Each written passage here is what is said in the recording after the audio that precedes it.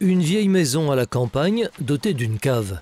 Ces deux visiteurs équipés de lampes frontales et de torches ne viennent pas pour un cambriolage, mais pour procéder à un inventaire. Dans un tel endroit, ils se doutent qu'il pourrait bien y avoir quelques chauves-souris en hibernation. Pour cette hibernation, elles ont besoin de lieux où la température est constante. Et donc les caves d'habitation, comme celle-ci, des caves enterrées, sont très propices à ce qu'elles puissent passer l'hiver en léthargie pendant les quelques mois où il n'y a plus d'insectes. Et de fait, cette cave est habitée. Dans les espaces entre les pierres, nos deux chercheurs de chauves-souris ont vite fait de repérer des individus de 3 espèces, le petit rhinolophe, la barbastelle d'Europe et l'oreillard. Si vous aussi vous hébergez des chauves-souris pendant l'hiver, vous pouvez le signaler en allant sur le site internet de Bourgogne Nature.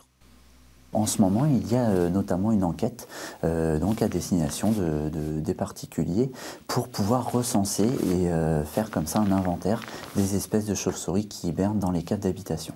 Si vous voulez faciliter l'hibernation de ce petit animal totalement inoffensif, vous pouvez lui faciliter l'accès à votre cave. Par exemple en découpant une ouverture de 20 cm au-dessus de la porte.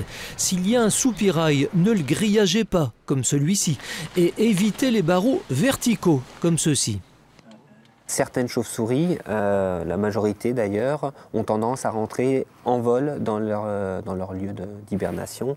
Donc voilà, l'envergure d'une chauve-souris c'est 20 cm au minimum. Donc pour elle c'est beaucoup plus simple de passer voilà, avec des barreaux horizontaux. Ce coup de main pour passer l'hiver, la chauve-souris vous le rendra au centuple à la saison des barbecues. C'est un grand dévoreur de moustiques.